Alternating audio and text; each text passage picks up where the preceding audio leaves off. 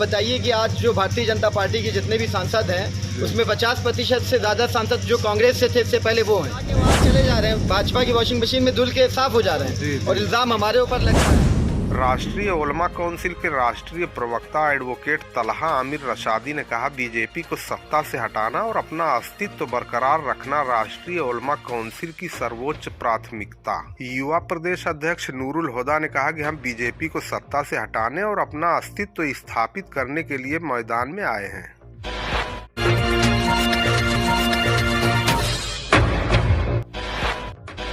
राष्ट्रीय उलमा काउंसिल के जिला सचिव मिसबाहुद्दीन के यहाँ देवगांव आए पार्टी के राष्ट्रीय प्रवक्ता एडवोकेट तलहा आमिर रशादी ने कहा कि भाजपा को सत्ता से हटाना और अपना अस्तित्व बनाए रखना पार्टी की प्राथमिकता है। जब उनसे सेकुलर वोटों के बंटवारे और बीजेपी की बी टीम के आरोप पर सवाल किया गया तो उन्होंने कहा, आज बीजेपी के कई सांसद कांग्रेस के बड़े नेता हैं। नीतीश कुमार को धर्मनिरपेक्ष माना जाता था, लेकिन उनके और चंद्रबाबू नायडू के समर्थन से ही बीजेपी ने केंद्र में सरकार बना रखी है और दोष हम पर मढ़ा जाता है। उन्होंने कहा कि अब मुसलमान इन सब चीजों से पूरी तरह ऊब चुका है और उसे ऐसे आरोपों की समझ भी आ चुकी है। कांग्रेस और अन्य धर्मनिरपेक्ष दल सभी एकजुट हुए लेकिन भाजपा को सत्ता से नहीं हटा सके, जबकि उनकी पार्टी की पहली प्राथमिकता किसी भी तरह बीजेपी को सत्ता से हटाना है। उन्होंने कहा कि उनकी पार्टी राष्ट्रीय उलमा काउंसिल ने इसके लिए बहुत त्याग किया है और कई मौकों पर पार्टी ने वोटों का बंटवारा रोकने के लिए अपना उम्मीदवार भी नहीं उतारा। ऐसा नहीं था कि उनके पास उम्मीदवार नहीं थे, लेकिन उन्होंने केवल ऐसा धर्मनिरपेक्ष वोटों के विभाजन को रोकने के लिए किया ताकि भाजपा को सत्ता से बेदखल किया जा सके। यह सवाल उनसे पूछा जाता है जो कमजोर होता है, लेकिन जान लें हम अब कमजोर नहीं हैं। अगर हम पर दोष लगाया जाता है तो हम भी उससे बड़ा दोष लेकर बैठे हुए हैं। मुसलमान भी अब सब कुछ समझने लगा है। हम अपनी लड़ाई लड़ रहे हैं, वो अपनी लड़ाई लड़ें। किसी को भी बिना वजह हमें दोषी ठहराने की जरूरत नहीं है। उन्होंने कहा 2027 के विधानसभा चुनाव की तैयारी की जा रही है। पूरी सीटों पर चुनाव लड़ने के सवाल पर उन्होंने कहा कि हमारी पहली प्राथमिकता है कि बीजेपी को सत्ता से कैसे बाहर किया जाए। उन्होंने कहा कि पार्टी इस समय 14 राज्य में मजबूती के साथ काम कर रही है। यह शीर्ष नेतृत्व तय करेगा कि राज्य की सभी सीटों पर चुनाव लड़ा जाए या नहीं। हाँ, यह तय है कि राष्ट्रीय उलमा काउंसिल मजबूती के साथ चुनाव लड़ेगी, चाहे उसका किसी से गठबंधन हो या न हो। युवा प्रदेश अध्यक्ष नूरुल हुदा ने कहा कि हम बीजेपी को सत्ता से हटाने और अपना नेतृत्व स्थापित करने के लिए मैदान में हैं। आजादी के बाद से मुसलमानों के प्रति सहानुभूति रखने वाले सभी राजनीतिक दलों पर भाजपा के एजेंट होने का आरोप लगाया गया, लेकिन हम यहाँ सभी को बेनकाब कर देंगे। उन्होंने कहा कि मुसलमानों के प्रति सहानुभूति रखने वाले राजनीतिक दल तो क्या सेकुलर पार्टियों में भी जो लोग मुसलमान हैं उन्हें बर्दाश्त नहीं कर पा रहे हैं। आजम खान का हश्र देखा जा सकता है। उन्होंने कहा कि बीजेपी भी कहती है कि वो पिछड़े मुसलमानों की हमदर्द है, लेकिन उनके लिए कुछ नहीं किया जा रहा है। 1950 तक उन्हें जो आरक्षण मिलता था उसे भी बंद कर दिया गया और भाजपा भी उसे बहाल नहीं कर रही है। उनसे पूछा गया कि अगर 2027 के चुनाव में गठबंधन के लिए उन्हें आमंत्रित किया जाता है तो वो धर्मनिरपेक्ष दलों के गठबंधन में शामिल होना चाहेंगे या नहीं। इस पर उन्होंने कहा कि राजनीति में किसी का कोई दोस्त या दुश्मन नहीं होता। हम उस पार्टी के साथ गठबंधन करके चुनाव लड़ना चाहेंगे जो हमारे मुद्दे पर हमारे साथ आना चाहेगा। इस मौके पर प्रदेश सचिव मतीउद्दीन, सलामुद्दीन, मिसबाहुद्दीन, जिला सचिव मोहम्मद आजिब, अबुल बरकात, अफजाल अहमद, अब्दुल रहीम, शहबाज अहमद, मोहम्मद तारिक, तंजीम, मोहम्मद अजमत, मोहम्मद उमैर, अरशद अंसारी, मोहम्मद अजवर, बबलू, अब्दुल सलाम, शाहनवाज, अबू साद वगैरह मौजूद थे।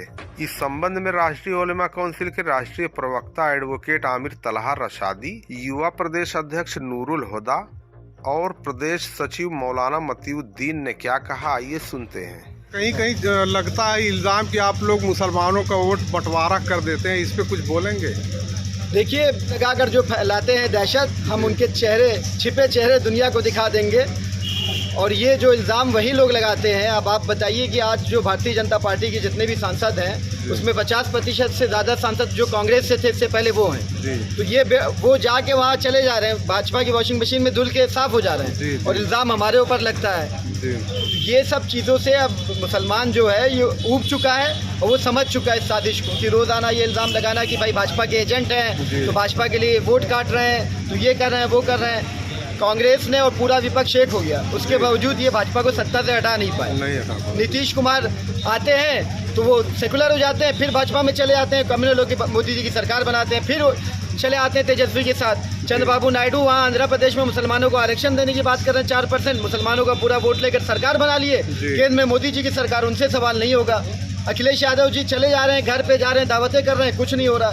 सारा सवाल हम ही लोगों से होगा। ये हमने देखा है, गांव में बस्ती में जो कमज़ोर होता है उसको सब लोग दबाने की कोशिश करता है, पर ये जान लें कि अब हम कमज़ोर नहीं। ये अगर हमारे ऊपर इल्ज़ाम लगाएंगे तो हम इनसे बड़ा चिट्ठा जुट्ठा लेके इनका बैठा हुए हैं, और ये मुसलमान भी इस बात को जानता है कि अब ये सब से वो भागने वाला नहीं है। हम अपनी लड़ाई लड़ रहे हैं, आप अपनी लड़ाई लड़ रहे हैं, देखते हैं कौन किसके साथ है। 2027 के विधानसभा चुनाव के लिए कुछ तैयारी हो रही है? कितनी तैयारी हो रही है? अल्हम्दुलिल्लाह हम लोग मेहनत कर रहे हैं, कोशिश हम लोगों की जारी है। क्या पूरी सीटों पर चुनाव लड़ाने का? नहीं, इस बात के देखिए अभी कुछ नहीं कह सकते। हमारी पहली जो प्राथमिकता है वो ये है कि भारतीय जनता पार्टी को सत्ता से हटाना है। हमने पिछली बार भी इसी चुनाव में 22 के आप देखिए कि क्या आजमगढ़ में 10 विधानसभा हम 10 कैंडिडेट हमको नहीं मिल रहे थे। हमारे आज 14 स्टेट में संगठन है, उसके बावजूद आजमगढ़ में हमने सिर्फ 1 सीट लड़ाई। हमने पूरे यूपी में 5-6 सीट लड़ाई। जो इल्ज़ाम ये लगाते हैं भाजपा का एजेंट होने का, इसी वजह से कि भाई तुम भाजपा को हटाना चाहते हो, हटा लो। मुसलमानों ने तकरीबन यहाँ 98% वोट भाजपा को किया, उसके बावजूद वो नहीं हटा पाए क्योंकि ऊपर की जात नहीं चाहती। वो चाहती थी कि जो जालिम है उनका पर्दाफाश हो, उनका जुल्म की जो हद है वो अपनी दिखा लें दुनिया को, फिर ऊपर से जो फैसला होगा। ये चीज़ें हम लोग आने वाले समय में इस बात को ध्यान में रखते हुए कि भारतीय जनता पार्टी को सत्ता से हटाना और साथ ही अपने वजूद को कायम रखना, ये हमारी टॉप लीडरशिप फैसला करेगी कि कितनी सीटों पे चुनाव लड़ेंगे। हमारी गठबंधन की भी कोशिश जारी है, पर उलमा काउंसिल मजबूती से चुनाव लड़ेगी, गठबंधन हो या ना। ठीक है नूरोदा भाई, आपको क्या लगता है कि 2027 विधानसभा चुनाव में अगर सेकुलर पार्टियों के गठबंधन में आपको शामिल करने का ऑफर मिला तो क्या आप उसमें शामिल होना पसंद करेंगे?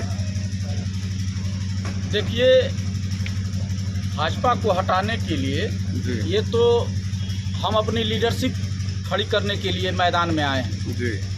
आज़ादी के बाद से जो भी मुस्लिम दल आए उन पे यही आरोप लगा कि ये बीजेपी के एजेंट हैं। जी।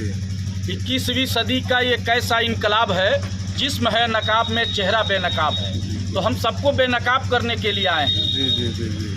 रहा सवाल सेकुलर दल, हम तो दावतनामा मौलाना आमिर रशादी साहब जो है 2012 के इलेक्शन में दिया, 17 में दिया, 19 के 22 में जो इलेक्शन हुआ उसमें भी दिया, लेकिन कोई भी सो काल सेकुलर पार्टियां मुस्लिम दल को लेना तो छोड़ दीजिए, जो उनके दल में मुसलमान हैं उनको बर्दाश्त नहीं कर पा रहे हैं। आज आजम खां का हस्र देख लीजिए, तो बसपा में है उनका हस्र देख लीजिए। अभी बीजेपी जो है कुछ कहने के लिए तो भाई इन्होंने कहा कि भाई हमारे साथ भी मुसलमान हैं, पसमानदा मुसलमानों को उनको बहुत चिंता भी है, और उन पसमानदा मुसलमानों को अगर इतनी ही चिंता है तो बीजेपी को चाहिए, मोदी जी को चाहिए कि आर्टिकल 341 पैरा 3 में जो दलित मुसलमानों का आरक्षण 9 अगस्त 1950 तक जो निहित था, इस देश के प्रथम प्रधानमंत्री पंडित जवाहरलाल नेहरू ने 10 अगस्त 1950 को जो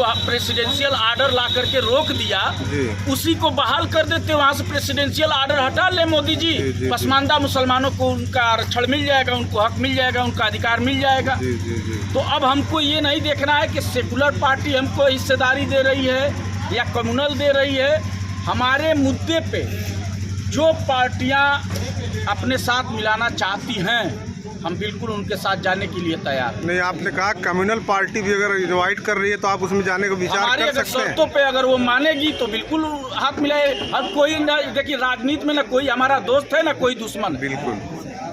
चलिए, आपसे मुलाकात हुई, बहुत बहुत शुक्रिया, बहुत बहुत धन्यवाद।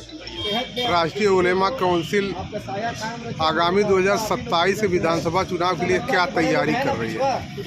भाई, राष्ट्रीय उलेमा काउंसिल के कायद मोहतरम हज़रत मौलाना आमिर रशादी साहब मुस्तकिल मिजाज हैं और विधानसभा की तैयारी पूरी तरीके से चल रही है। जैसे मान लीजिए विपक्ष में समाजवादी पार्टी को होना चाहिए।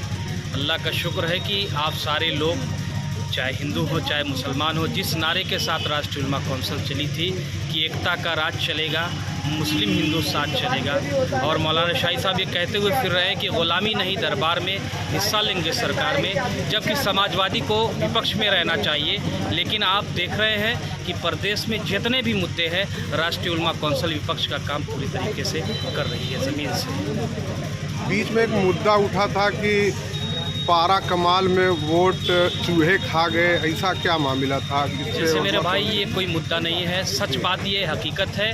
सच्चाई ये है कि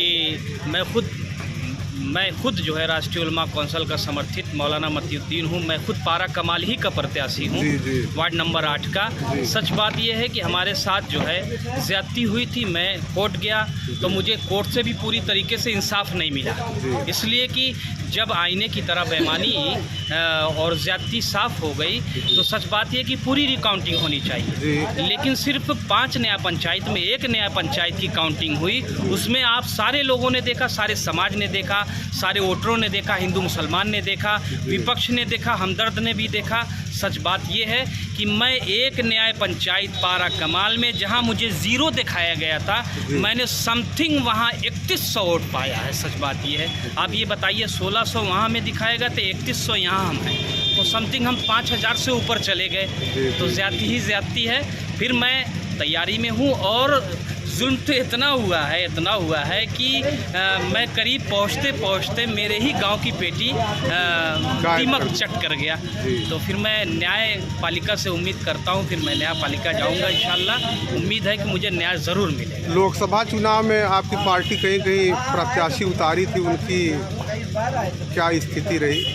जैसे अभी तो लोकसभा तो पीछे चला गया, लेकिन लोकसभा में हम लोग तमाम लोग रहे। सच्चाई ये है, और जिस तरीके से हम लोगों ने प्रदर्शन किया बेहतर रहा, और आने वाले वक्त में उससे बढ़िया प्रदर्शन होगा इंशाअल्लाह। तला भाई आपको कहीं लगता है इल्ज़ाम कि आप लोग मुसलमानों का वोट बंटवारा कर देते हैं, इस पर कुछ बोलेंगे?